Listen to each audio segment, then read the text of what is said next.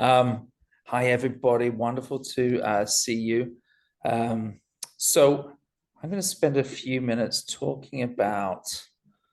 I'm going to quickly make sure I can see everything. Can you see that guy on the bed? Hopefully you can. Not yet. Now you can see my calendar, can't you? Nope. Let's see. Yeah. 1 second.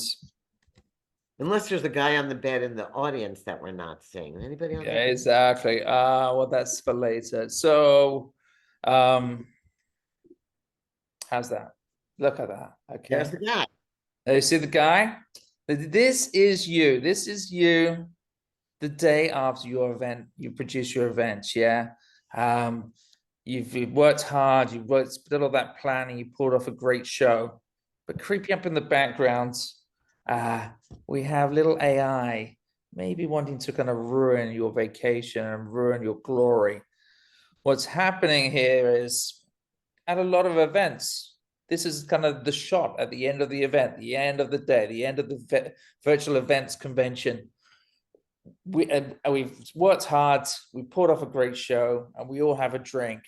And for many people, we go on vacation. Yeah, we all go away and take the weekend off. We take a week off. It's been so hard. I just spoke to the people at Cannes Lions next week. They're all going on vacation straight after.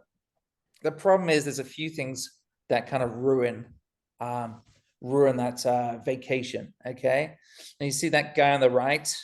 He's probably got 4-letter name. He's a kind of Tubbs or Bart or Brad. He's your sponsor. He's your sponsor. And whilst you're sat there by the pool having a nice cocktail, he is sharing content about the event. He's maximizing his spend and making sure that he's getting the most out of his buck. Okay, that he spent a lot of money going. And he's not the only one ruining your fun. You have all these pesky attendees also sharing content whilst you're trying to relax and go away. And the challenge is that, if we simplify it and simplify event production, we have the planning, we have the event, and then we have the content afterwards. But what is happening is we are often taking a break straight after the event, and we're thinking about coming back to the content a little bit later. The challenge is that once we come back 2 days later, a week later, a month later, the content is stale, the content is out of date. And this picture, I know it looks real, it is not a real picture because the people aren't looking at your YouTube videos. They've gone away. Your YouTube video views are in the hundreds, not in the thousands, and you don't know why. And so my presentation today was really just kind of cause a little bit of a setup about what some of the motivations that we have around creating event minds. As Robin said, I've been running events since forever, since 2007, conferences and conventions and webinars and sessions. And I started getting involved like everybody else 18 months ago with AI and wanted to see how it could change the way I ran the business. And now I've built it into a product that helps other people use generative AI. And so what I'm doing here is creating content around events very fast and a lot of content. Okay, and so we help event producers, we help sponsors, we help attendees get the most out of events. They get content they can share on social, they can get content they can share in newsletters. Eventually, they're going to get video content, audio content, and other content as well. Okay.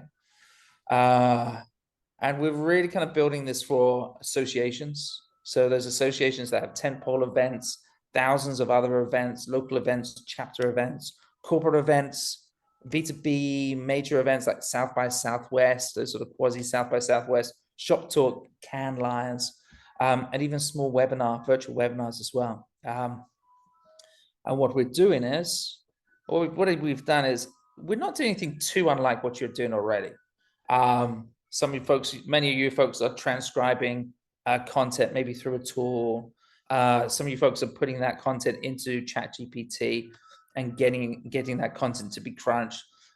Maybe they're writing an article, maybe you're writing a newsletter. And so we're not not doing something that's drastically that different. But what I've done is I strung together a whole bunch of AI assistants to produce that work super, super fast. And so what we're beginning to offer is when you kind of use the system and you upload basically an audio file or a video file or a transcript, is you can have multiple outputs.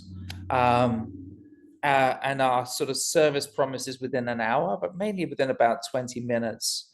We have a whole bunch of different types of content, from newsletters to press releases to speaker packs and takeaway sessions as well. And output is Word documents, output is Google documents. One day to be output is Canva in Canva flows, Premium as well. So lots of different themes. So I'm just going to quickly jump over and talk about just show a demo, I think, for a second. And I would just going to show you the back end and just show you kind of roughly how it works. Okay. So this is the dashboard. This is dashboard. It has a bunch of events that we've been producing for. We've been testing and trialing for companies about 3 months old. And it's a spin-off of another AI company that we created, because this one we have a lot of conversation around. But here's a bunch of events. So if you're an event producer, this could be an event that you're producing, this AI conference that took place a few weeks ago. This AI conference has about 12 to 14 talks. And I think we saw Jeremy's session, the prompts, like styling the prompts. And here, if you can see it, is we do a little setup for every event. We write a style prompt. We write an audience overview as well for the system. And for every event, for the event producers, use the scrolling. We upload the speakers, so a spreadsheet of speakers before the event. We upload the agenda, excuse the scrolling. So we upload the agenda. So this is a 12 to 14 session thing. Talk. Left-hand column is the session name, right-hand column is the speaker, okay? And the speakers all get matched. And so we know a lot of data before the event happens, okay? And then what happens is, very simply, the event producer, the content manager, the social media marketer, or me, we basically upload the transcript in one of these kind of upload dialogues. We choose the session that it relates to. And then I choose what type of content that I want to have related to it. Okay, so a whole bunch of different things.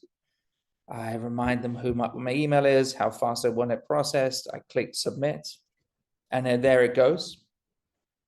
And then going back a step. So, and within a 1 hour, definitely, maybe 20 minutes, you'll get an email with all the links to all that content. You'll get a folder with that content. And you can see the content here on this page, okay? And so this is that event that we produced, the AI event.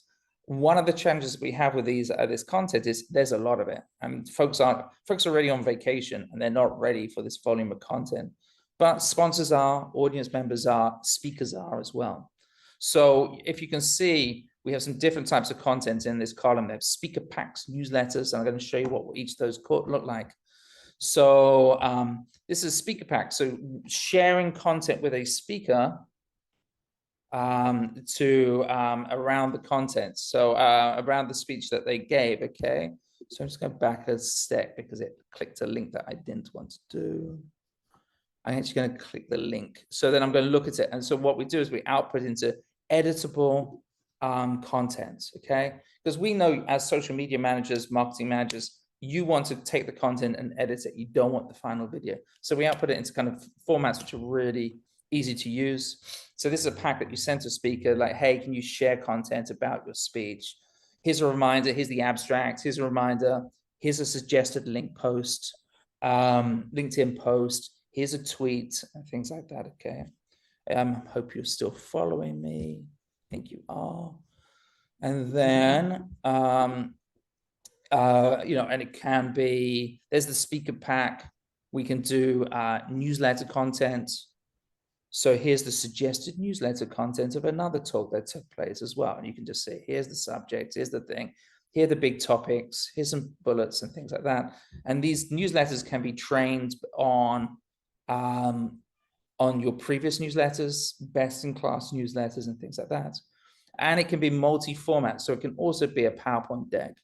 So we can output into PowerPoint. This is in the design of the session, this AI session. And again, within 20 minutes, we can create these documents which provide a quote from the speaker. This gives a bio of the speaker, which comes from the data we uploaded in the past. But it tells you what the session was about. It talks about the themes, especially in the B2B space. A lot of attendees have to go back to work and share content with their colleagues, and we're trying to be helpful like that.